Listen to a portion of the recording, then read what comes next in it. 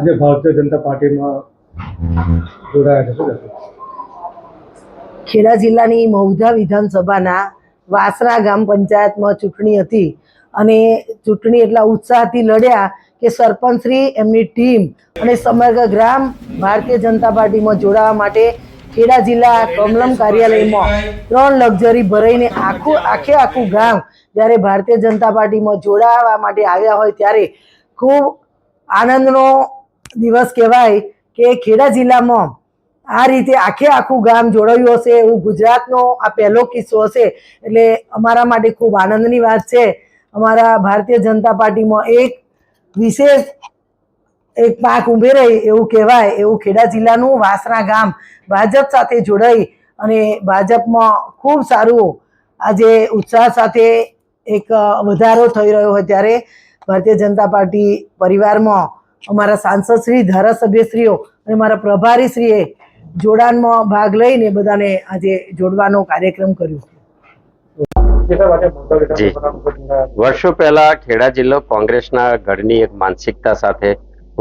કોંગ્રેસના પ્રભાવમાં રહ્યો છે. એના જે તે વખતના દ્રશ્યો પણ આપણે જોયા છે કે રાજ્યમાં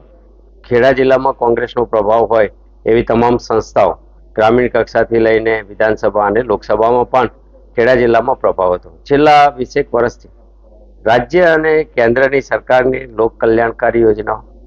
ઇન્ફ્રાસ્ટ્રક્ચર ગામડાઓ સુધી પહોંચે, સારા રોડ બને, હોસ્પિટલ્સ બને, શૈક્ષણિક વ્યવસ્થાઓ થાય, ત્યાંથી માંડીને મહિલાઓના આરોગ્યની ચિંતા કરવાનો વિષય હોય, કુલ મળીને ખેડા જિલ્લામાં જે પરિવર્તન આવ્યું છે એ પરિવર્તનના આધારે આજે આપણે એક દ્રશ્ય એવું જોયું કે જ્યાં હમણાં જ કોંગ્રેસના એક નવા પ્રમુખની જાહેરાત કરવામાં આવી અને એક બાજુ એ જ ગામમાંથી એક મહુધા કે જેને કોંગ્રેસને પોતાનો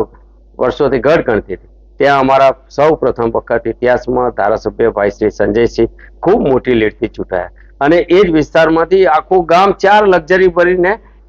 ભારતીય જનતા પાર્ટીના મુખ્ય મથક નડિયાદ ખાતે ભારતીય જનતા પાર્ટીમાં જોડાવા આવતા હોય. આ પ્રવાહ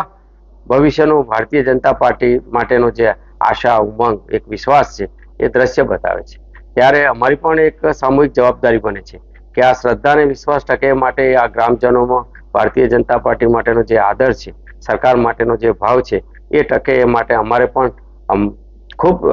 ચોકસાઈથી એ વિશ્વાસને ટકાવવા માટે કામ પણ કરવું એટલું જ જરૂરી હોય છે. આજનું આ દ્રશ્ય અમને ખૂબ